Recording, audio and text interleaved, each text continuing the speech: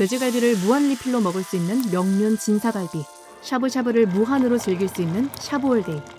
이 두 프랜차이즈를 운영하는 명륜당이 점주들을 대상으로 사채업을 했다는 의혹이 큰 논란을 일으키고 있습니다. 명륜 진사채업자, 점주들 피를 빨아먹는 명륜당. 사실은 그냥 대부업체를 하고 싶은데 어쩔 수 없이 눈속임으로 갈비 프랜차이즈를 겸하는 느낌?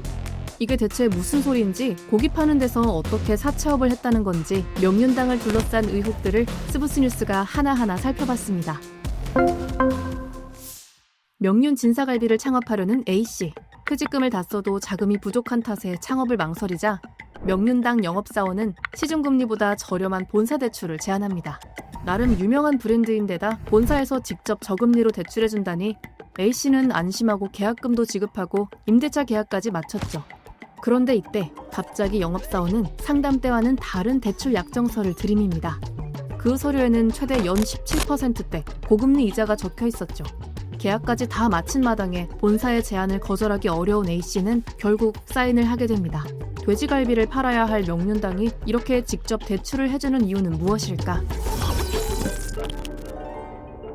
명륜당의 재무제표를 살펴보면 총 자산의 50%, 자그마치 996억 원에 달하는 돈을 대부분 대부업체에 빌려주고 있습니다. 이 많은 돈의 출처는 국민 세금으로 운영되는 산업은행에서 빌린 연 3에서 4%대 저금리 대출입니다. 명륜당이 이 돈을 4에서 5%대 금리로 대부업체에 빌려주면 대부업체는 이 돈을 연 17%대 고금리로 예비점주에게 재대출해줍니다. 예비점주는 매달 발생하는 이자를 고깃값에 더해 지급해야 했는데요. 반드시 구매해야 되는 물품들이 있을 거 아니에요. 명륜 진사갈비 같은 경우에는 돼지갈비 원육 패키지라고 합니다. 가맹점주들은 이 사업을 하려면 결국에는 이걸 살 수밖에 없는데, 밖에 나가서 살려면은 뭐 10만 원, 12만 원에 충분히 살 돼지고기를 16만 원씩 주고 사야 되는 그런 상황이 생긴단 말이에요. 자점사입을 할 이런 유혹들이 있을 것이고, 혹시라도 이런 선택을 하게 된다면 위약금 청구를 한다든지 가맹계약 해지를 해버리기 때문에. 더 큰 논란이 되는 점은 이 대부업체 12곳의 대표자 명의가 대부분 명륜당 소속 임직원이거나 오너의 가족이라는 것.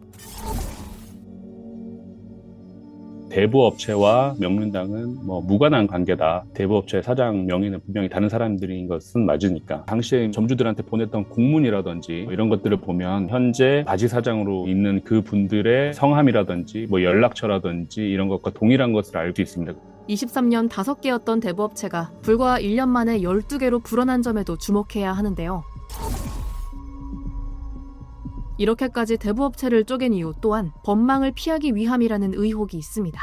대부업법상 자산 규모가 100억 이상이거나 대출 총액이 50억 이상이면 대형 대부업체로 분류돼 금융위원회에 등록해야 하지만 그 이하일 경우 감독이 비교적 느슨한, 실상 없다시피 한 지자체에만 등록하면 됩니다.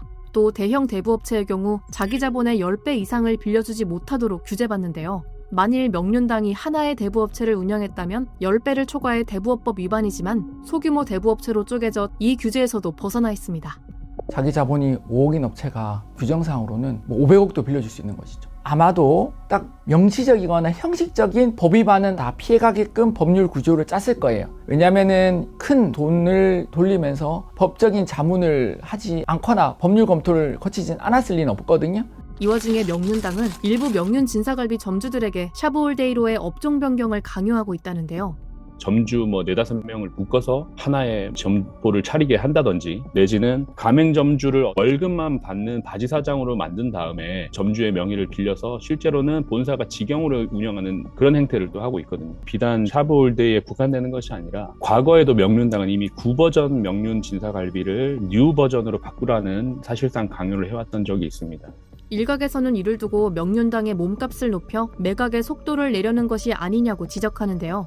가장 큰 핵심은 그러면 왜 굳이 명륜당이 이렇게까지 하면서 대부업을 운영해서 점포를 늘리려고 했을까? 왜 샤브올데이로 자꾸 업종 변경을 시킬까? 제가 생각하기로는 명륜당이 처음부터 이 프랜차이즈를 목적으로 설립된 법인이 아닙니다. 원래는 채권 투자업 이런 것들을 운영하는 KD 네트워크스라는 그런 법인이었거든요. 내 회사 전체를 살 만한 사람이 있다고 하면 지점이 10개 있는 회사와 지점이 600개가 있는 회사의 가치는 다르겠죠. 추후에 사모펀드가 됐든 제3의 업체가 됐든 이거를 매각하는 데 있어서는 충분히 용이했을 것이라고 보고, 하고 이것이 돈이 된다는 것을 기업가들이 알게 된다면 제2, 제3의 명륜당 사태가 계속 나올 수 있는 것이죠, 사실. 이에 지난 11일 금융당국은 규모에 상관없이 쪼개기 대부업으로 의심되는 곳을 금융감독원이 직권 검사할 수 있도록 대부업법을 개정하고 대형 대부업체에만 적용되는 총자산 한도 규제도 범위를 확대하겠다고 발표했는데요. 전문가들은 법 개정은 물론 정부와 관련 부처의 적극적인 대응이 선행되어야 한다고 말합니다. 점주들이 할 수 있는 선택지가 많지가 않습니다. 가맹사업 자체를 접거나 아직 임대차 계약이 남아있는 상태에서 다른 거를 했을 때 경업금지 또 청구 소송이 들어온다든지 사면 초과에 있는 그런 상황입니다. 처음에 이걸 대소하게 됐을 때 거의 한 A4 용지 3장을 자필로 쓰면서 너무 눈물이 나서